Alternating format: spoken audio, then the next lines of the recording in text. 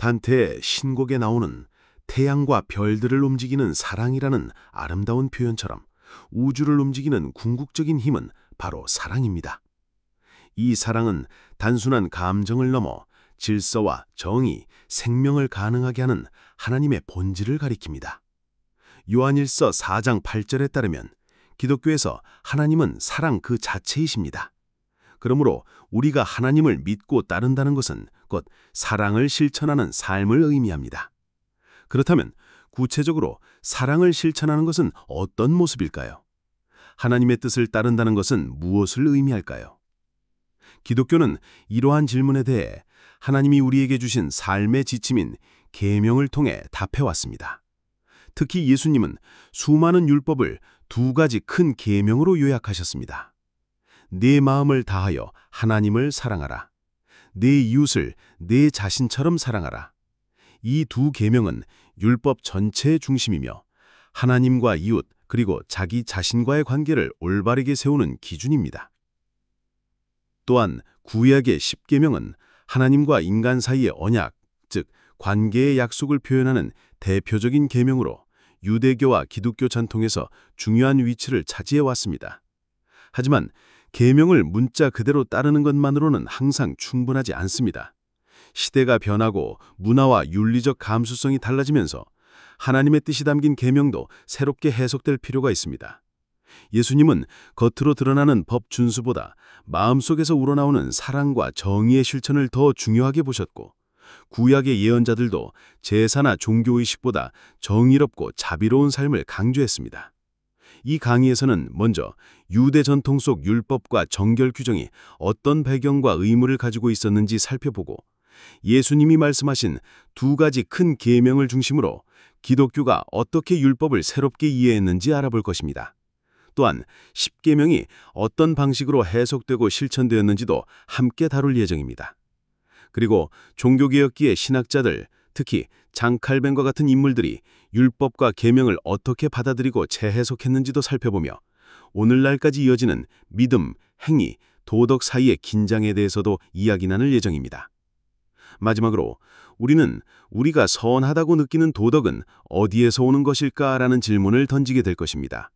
그 해답은 단지 규칙이나 명령 안에 있는 것이 아닙니다.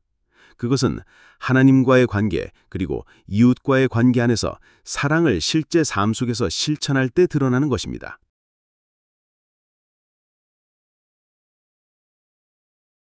유대교 성경인 토라에는 하나님께서 주신 여러 명령들이 포함되어 있습니다. 그 중에는 오늘날 보기에는 다소 생소하거나 마법처럼 느껴질 수 있는 의식들도 있습니다. 예를 들어 제사장이 거룩한 물과 재료를 섞어 여인이 간통했는지 알아보는 의식이나 신체의 여러 분비물을 정결하게 하는 규율들이 있습니다. 또한 되새김질을 하지 않거나 굽이 갈라지지 않은 동물의 고기를 먹지 말라는 특정 동물 고기 금지 규정도 있습니다. 인류학자들은 이러한 다양한 금기와 의식들이 오랜 전통 속에서 하나로 모여 토라에 기록되었다고 봅니다. 오늘날 대부분의 유대인들은 이러한 법들 중 많은 부분을 엄격히 지키지는 않습니다. 하지만 여전히 일부 규정들은 현대 랍비들이 법을 판단하는 기준이 되기도 합니다. 예를 들어 고기를 조리한 그릇과 유제품을 조리한 그릇을 따로 사용하는 관습은 원래 새끼 염소를 어미의 저주로 삼지 말라는 명령에서 발전한 것입니다. 또 안식일에 전등을 켜지 않는 관습도 안식일에 불을 피우지 말라는 규정에서 비롯되었습니다. 가장 엄격한 정통 유대인조차도 이 규정들을 문자 그대로 맹목적으로 따르지는 않습니다. 오히려 이 법들은 판례처럼 해석되고 시대와 상황에 맞게 의미를 새롭게 적용합니다. 랍비들은 필요하다면 규정을 폐기하거나 변경할 수 있지만 완전히 무시하지는 않습니다. 유대율법은 하나님과 맺은 언약 아래서 살아가는 삶의 원칙을 담고 있으며 전통이 매우 중요합니다. 개혁, 보수, 자유주의 유대교에서는 좀 더 유연하게 해석되기도 하지만 단순히 법의 조항만 따라 행동하는 것은 아닙니다. 아이러니하게도 유대인들이 종종 율법주의자라고 비판받지만 실제로 문자 그대로 율법을 더 엄격히 지키는 경우는 오히려 기독교인이 더 많습니다. 유대인 라피드는 이 규정들을 하나님의 뜻을 이해하고 논의하는 출발점으로 삼아 깊이 토론하고 필요에 따라 반박하며 해석합니다. 토라에는 여러 사소한 규칙들이 많이 있습니다. 어떤 규칙은 별것 아닌 것처럼 보일 수도 있고 실제로 그렇게 느껴질 때도 있습니다. 하지만 신실한 유대인들에게 이 모든 규칙은 단순한 법이 아니라 하나님께 순종하는 구체적인 방법입니다. 이들은 규칙을 지킴으로써 하나님에 대한 사랑과 경외심을 표현하며 자신의 삶 전체를 하나님과의 깊은 관계 속에 두려고 합니다. 하지만 토라의 진정한 핵심은 이런 사소한 규칙들에 있는 것이 아닙니다. 오히려 많은 랍비들과 예수님이 두 가지 큰 계명이라 부른 명령에 담겨 있습니다. 바로 내 마음을 다해 하나님을 사랑하라는 신명기 6장과 내 이웃을 내 자신처럼 사랑하라는 레위기 19장입니다. 이 계명은 처음 들으면 이상하게 느껴질 수 있습니다. 어떻게 누군가에게 사랑하라고 명령할 수 있을까요? 하지만 히브리 사람들은 사랑을 단순한 감정으로 보지 않았습니다. 그들에게 사랑은 매우 실천적인 행동이었습니다. 즉, 다른 사람을 사랑한다는 것은 그들을 돌보고 기꺼이 나누며 어려운 상황에서 도움을 주는 것을 뜻했습니다. 그리고 하나님을 사랑한다는 것은 하나님이 만드신 세상을 소중히 여기고 보살피며 책임지는 것을 의미했습니다. 또한 하나님이 세상에 새롭고 놀라운 것을 창조하는 일에 함께 참여하는 삶을 말합니다. 토라는 이런 실천적인 사랑이 어떻게 구체적으로 나타날 수 있는지를 여러 가지 방법으로 알려줍니다. 사실 토라가 나오기 전에도 신들이 주었다고 여겨지는 법률 체계가 있었습니다. 예를 들어 기원전 약 1792년경 함무라비 왕은 태양신의 명령을 받아 방대한 법전을 만들었습니다. 이 법전에는 정의와 처벌에 관한 규정이 담겨 있었고 유대교 율법과 비슷한 점도 많았습니다. 하지만 유대인들에게 중요한 차이는 하나님을 만물을 창조하신 분이라고 믿는다는 점이었습니다. 이 믿음은 좋은 것들에 대해 하나님께 감사하고 경외하는 마음을 가지게 했으며 특히 가난하고 어려운 이들을 돌보아야 한다는 윤리적 책임감으로 이어졌습니다. 야훼 하나님은 기분이나 감정에 따라 변덕을 부리는 분이 아니었고 단순히 재물을 받기 위해 요구하시는 분도 아니었습니다. 야훼 하나님은 모든 것을 창조하신 분으로서 인간이 자신과 서로를 사랑하고 돌보도록 명하신 분이었습니다. 이러한 이해는 제2 이사야시기뿐만 아니라 모세를 통해 이스라엘 백성에게 주어진 10계명에서도 이미 찾아볼 수 있습니다.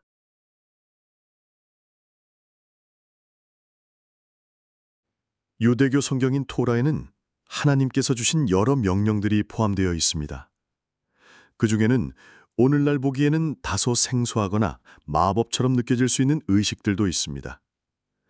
예를 들어 제사장이 거룩한 물과 재료를 섞어 여인이 간통했는지 알아보는 의식이나 신체의 여러 분비물을 정결하게 하는 규율들이 있습니다.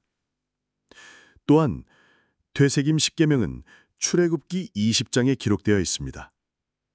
어떤 사람들은 10계명이 모든 인류가 꼭 지켜야 할 보편적인 도덕법이라고 생각하지만 사실은 그렇지 않습니다. 이 계명들은 특별히 유대인들, 즉 아브라함의 자손인 이삭을 통해 이어진 사람들에게 주어진 것입니다. 야훼 하나님은 먼저 자신이 신적인 구원 행위를 통해 이스라엘 백성을 이집트의 노예 상태에서 해방시켰다고 상기시키십니다. 그러므로 이제 그들은 하나님만의 특별한 소유가 되었다고 선언하십니다. 그래서 첫 번째와 두 번째 계명은 다른 신들을 섬기지 말고 자연물을 본떠 만든 성상을 숭배하지 말라는 명령입니다. 야훼는 질투하는 하나님이시기에 자신이 구원한 백성에게 전적인 충성을 요구하십니다. 만약 그들이 다른 신을 숭배한다면 이는 영적인 간음과 같아서 하나님과 이스라엘 백성 사이에 맺어진 특별한 언약을 깨트리는 행위가 됩니다. 그래서 이 두 계명은 특히 유대인들을 위한 것입니다. 다음으로 야훼는 하나님의 이름을 함부로 사용하지 말라고 명령합니다. 하나님의 이름은 마법이나 악한 목적으로 혹은 논쟁에서 이기기 위해서나 원수에게 복수하기 위한 수단으로 쓰여서는 안 됩니다. 많은 신들이 그런 방식으로 이용되었지만 야훼는 전혀 다릅니다. 또한 야훼는 매주 7째 날에 쉬는 안식일을 지키라고 명령하십니다. 이날에는 불도 피워서는 안 된다고 하셨습니다. 이 규정 역시 모든 사람에게 적용되는 법이 아니라 이스라엘 백성을 다른 민족과 구별하여 하나님과 맺은 특별한 언약의 백성으로 삼기 위한 것입니다. 많은 개혁교회에서는 십계명을 교회 벽이나 제단 한쪽에 적어두곤 하는데요. 보통 첫 4계명은 제단의 왼쪽, 나머지 6계명은 오른쪽에 위치하는데요. 이 첫 4계명은 원래 유대인들만을 위한 것이었습니다. 이 계명들은 오직 자신들을 구원한 야훼 하나님만을 섬기고 그의 법을 지켜야 한다는 것만 상기시키기 위한 것이었습니다. 하지만 기독교인들에게는 이 첫 4계명이 더 이상 문자 그대로 적용되지 않습니다. 기독교에서는 옛 율법을 새롭게 해석하는 것이 잘못된 일이 아닙니다. 다만 무엇을 왜 바꾸는지 제대로 이해하는 것이 중요합니다.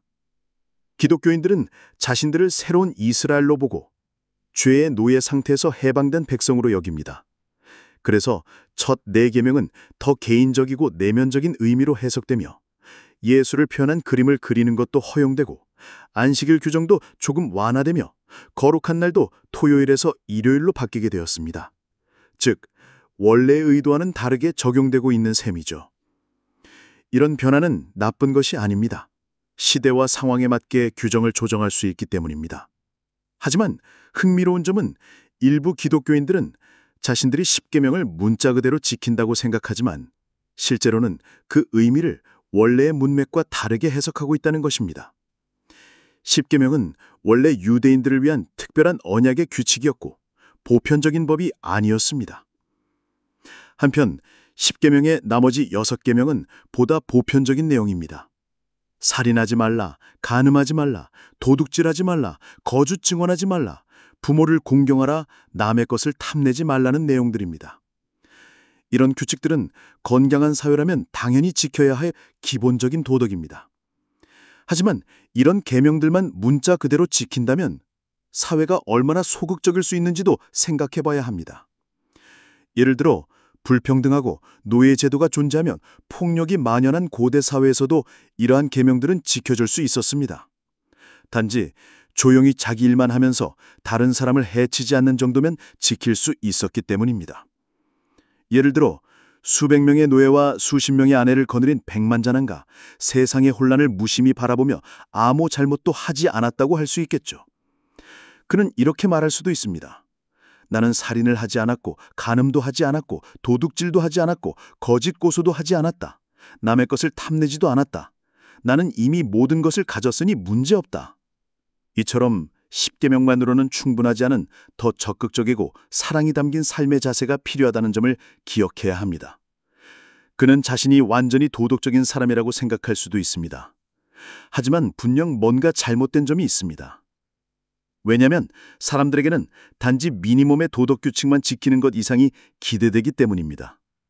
우리는 십계명 너머로 나가야 하고 토라의 나머지 부분을 살펴봐야 합니다. 그럴 때야 비로소 우리가 무엇을 해야 하는지가 더욱 분명해집니다. 인간은 하나님, 즉 자신을 창조하신 분을 섬기고 순종할 의무가 있습니다. 그것이 인간의 첫 번째와 가장 중요한 책임입니다. 그렇다면 그 책임을 어떻게 실천해야 할까요? 많은 사람은 하나님에 대한 봉수를 특별한 종교적 의식에만 국한하려는 유혹을 받습니다. 예를 들어 제사를 올바르게 드리기만 하면 하나님이 만족하시고 우리가 원하는 것을 들어주실 거라는 생각이 그렇습니다. 이런 생각은 이스라엘뿐 아니라 여러 종교 공동체에서도 자주 나타납니다. 그래서 때로 야훼 하나님은 이스라엘에게는 좋은 것을 약속하고 적들에게는 벌을 내리는 강력한 부족신처럼 묘사되기도 합니다. 마치 그리스 신화의 신들처럼 바르게 제사를 드리면 보상을 주는 신 말입니다. 하지만 구약의 초기 예언자들 아모스, 미가, 이사야, 호세아 등은 이런 생각에 강력히 반대했습니다. 아모스는 이렇게 말합니다. 아모스 5장 21절에서 24절입니다. 나는 너희 절기를 미워하며 멸시하고 너희 성회를 기뻐하지 아니하노라. 너희가 번제와 소제를 드려도 내가 받지 않겠고 너희의 화목제도 돌아보지 않겠다. 너희 노랫소리와 비파소리도 내가 듣지 않겠다. 다만 정의가 물처럼 흐르고 공의가 마르지 않는 강물처럼 넘치게 하라. 아모스는 종교를 사적인 이익이나 거칠의 의식으로 여기는 모든 태도를 단호히 거부한 것입니다. 미가도 비슷하게 말합니다. 미가서 6장 8절입니다. 주께서 네게 보이신 선한 것이 무엇인지 알라. 여호와께서 구하시는 것은 정의를 행하고 인애를 사랑하며 겸손히 하나님과 함께 걷는 것이다. 이사야는 이렇게 전합니다. 이사야서 1장 11절에서 17절입니다. 내가 순양의 번제와 살찐 짐승의 기름에 배불렀으나 너희는 악을 버리고 선을 배우며 정의를 구하고 억울한 자를 도우며 고아와 과부를 돌보아라. 하나님은 더 이상 특정 장소나 혈연에 묶인 신이 아닙니다. 또한 아첨하는 선물로 달래는 신도 아닙니다. 하나님은 온 세상의 창조주이시며 세상이 풍요롭고 정의로우며 자비로운 곳이 되길 원하십니다. 하나님 형상대로 지어진 인간들이 세상의 선함을 키우는 일에 동참하길 바라십니다. 그래서 진정한 종교는 단순히 동물을 잡아 제물로 바치는 것이 아니라 하나님의 뜻에 순종하는 삶입니다. 그 뜻은 이 세상이 풍요롭고 정의로우며 고통받는 이들을 돌보는 세상이 되는 것입니다. 제사의 가장 기본적인 의미는 신이 우리에게 주신 것 중 일부, 어쩌면 가장 좋은 부분을 자발적으로 돌려드리는 데 있습니다. 우리가 힘들게 노력해 얻은 것을 바침으로써 우리는 내가 이것을 이룰 수 있었던 것은 신의 은혜 덕분입니다 라고 고백하며 신께 감사와 존경을 표현하는 것입니다. 또한 신의 보호와 도움에 대한 감사의 마음을 전하는 일이기도 합니다. 하지만 제사는 때로 다른 의미로 사용되기도 했습니다. 어떤 사람들은 제사를 신에게 뇌물처럼 바쳐서 자신의 소원을 들어달라고 요구했습니다. 예를 들어 고대 그리스 신화에서는 한 제사장이 신에게 이전에도 좋은 제사를 드렸으니 이번에도 부탁을 들어달라고 기도하는 장면이 나옵니다. 때로는 신의 분노를 달래기 위한 보상으로도 제물이 바쳐졌습니다. 또 신들과 함께 축제를 즐기며 그들의 기쁨에 동참하는 의미도 있었습니다. 하지만 가장 중요한 의미는 신을 존경하고 감사하며 앞으로도 도움을 바라는 마음에서 드리는 선물이라는 점입니다. 인간은 신의 뜻을 이루기 위해 협력하지만 언제나 신의 뜻에 순종하는 존재입니다. 유대의 예언자들은 이런 생각을 한 단계 뛰어넘었습니다. 그들은 진정한 신앙이란 단순히 동물을 잡아 제물로 바치는 것이 아니라 자신의 삶과 행복 중 일부를 모든 피조물을 위한 마음으로 무한한 창조주께 바치는 것이라고 가르쳤습니다. 시편 51편 19절에는 이렇게 기록되어 있습니다. 하나님이 기뻐하시는 제사는 상한 심령이라. 하나님이여 상하고 통회하는 마음을 주께서 멸시하지 아니하시리이다. 이 말은 곧 토라의 깊은 의미이자 그 안에 담긴 모든 규정과 명령을 해석하는 기준이 됩니다. 토라에 나오는 두 가지 큰 계명은 오늘날 우리가 어떻게 이 규칙들을 실천할 수 있는지 가장 분명하게 보여줍니다. 그중 두 번째 계명, 네 이웃을 네 자신과 같이 사랑하라는 말은 매우 중요한 의미가 있습니다. 이 계명을 진지하게 받아들인다면 노예제도나 가혹한 처벌 같은 것은 더 이상 정당화될 수 없습니다. 왜냐하면 다른 사람의 입장에 되어 보면 자신에게 그런 일이 일어난다면 얼마나 고통스러울지 쉽게 이해할 수 있기 때문입니다. 여성도 남성보다 열등하지 않으며 만약 동물들도 우리의 이웃이라 생각한다면 동물을 희생제물로 사용하는 관습도 다시 생각해야 할 것입니다. 이 명령은 현실적인 의미를 담고 있으며 자기 자신에 대한 사람도 포함합니다. 실제로 자신을 미워하거나 자살을 생각하는 사람에게 네 이웃을 네 자신처럼 사랑하라고 말하는 것은 아무 의미가 없기 때문입니다. 즉, 이 계명은 나 자신과 타인 모두를 위해 진정으로 좋은 삶을 추구하라는 요청인 것입니다. 이런 점에서 토라에 담긴 613개의 계명은 사실 모든 사람을 위한 보편적인 모덕 기준을 가리키고 있습니다.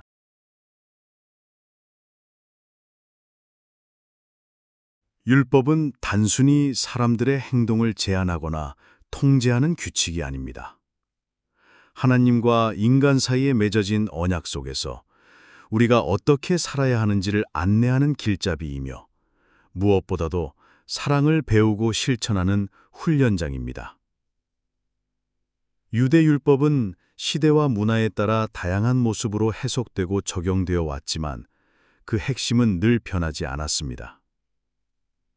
예수님은 이 율법의 핵심을 하나님 사랑과 이웃 사랑 두 가지 큰 계명으로 명확히 제시하셨습니다. 이 사랑은 단순한 감정이 아니라 구체적이고 실천적인 선택을 요구합니다. 우리는 이웃의 고통과 정의의 목소리에 귀 기울이며 모든 생명과 자유를 위한 책임 있는 삶을 살아야 합니다. 십계명과 토라의 다른 규정들은 여전히 중요한 의미를 지니지만 그 문자적 의미에 머무르지 않고 그 정신을 깊이 이해해야 합니다. 율법은 우리가 단순히 표면적으로 도덕적일 수 있게 하는 최소한의 기준이 아니라 세상을 더 사랑하고 정의롭게 만들며 책임지는 삶으로 나아가라는 부르심입니다. 결국 율법의 완성은 사랑입니다. 사랑은 하나님의 본질이며 우리 신앙과 도덕의 참된 근거입니다. 이 사랑을 통해 우리는 하나님과의 관계뿐 아니라 이웃과 세상에 대한 책임도 깊이 깨닫고 실천할 수 있습니다. 다음 시간에는 예수님과 종교개혁자들이 율법을 어떻게 새롭게 해석하고 실천했는지를 살펴보겠습니다. 예수님은 율법을 어떤 시각에서 바라보셨는지, 칼뱅과 개혁교회가 십계명을 어떻게 이해하고 적용했는지, 이 과정을 통해 율법이 오늘날 우리 삶과 신앙에서 어떤 의미를 가지는지 더 깊이 알게 될 것입니다.